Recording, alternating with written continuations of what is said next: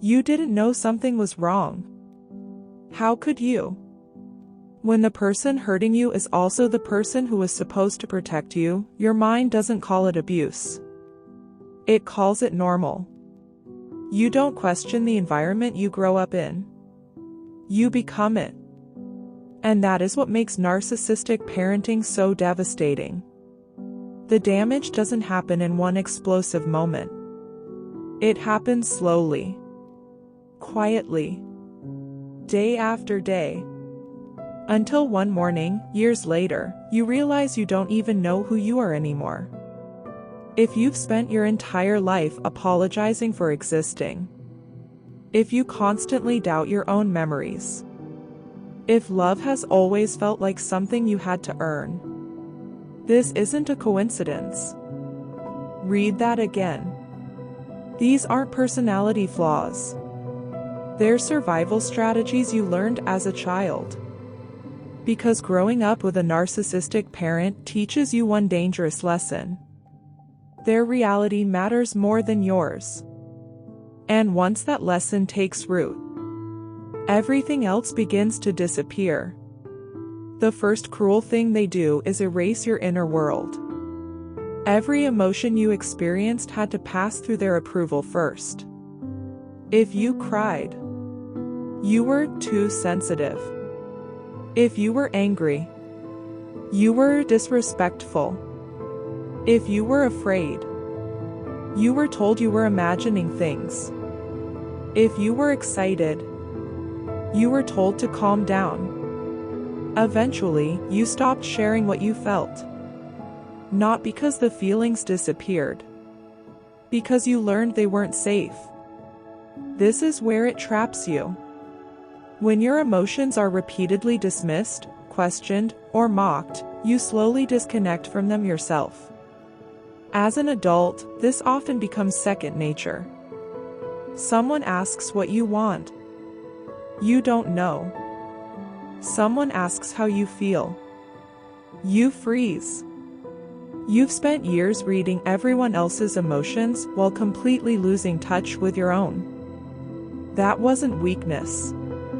It was adaptation. The second cruel thing they do is turn you into either their mirror or their punching bag. There was rarely room to simply be a child.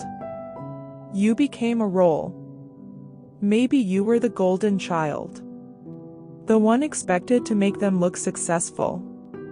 Your achievements belonged to them. Your talents reflected their greatness. The moment you developed your own opinions, the approval disappeared. Or maybe you became the scapegoat. Everything that went wrong somehow became your fault. Family tension, arguments, disappointments, their bad mood. You carried burdens that never belonged to you. Here's the painful truth. Neither role was ever about you.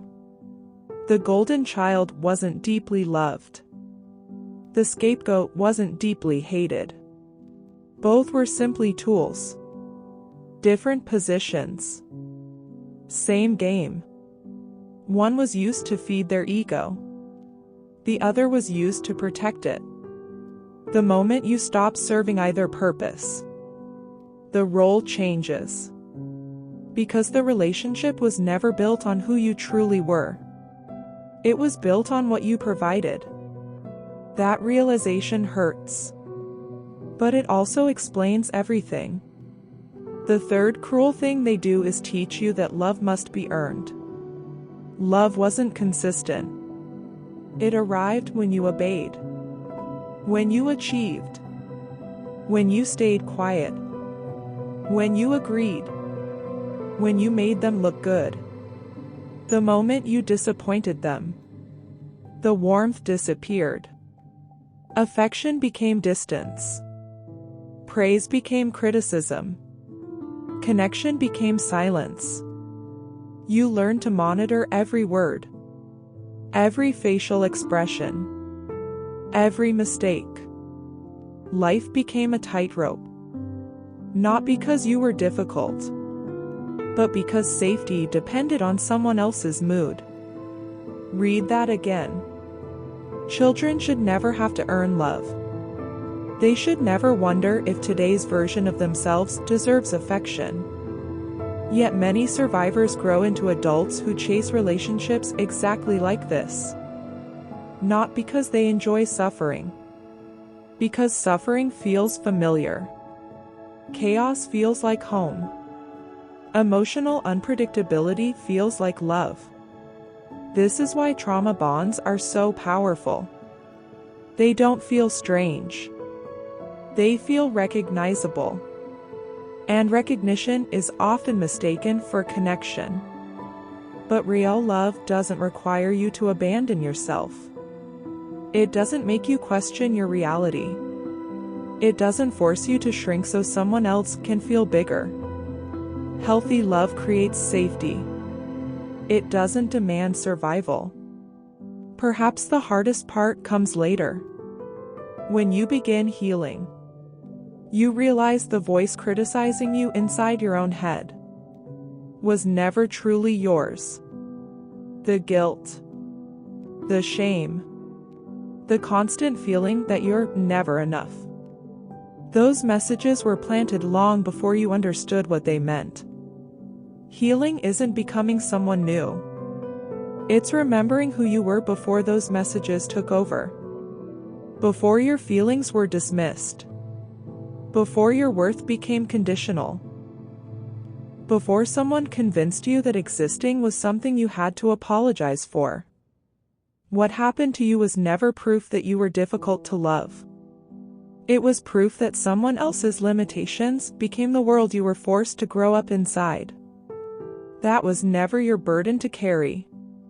And the moment you stop carrying it, you begin meeting the person they spent your entire childhood trying to erase. Because the child they couldn't truly see is finally beginning to see themselves.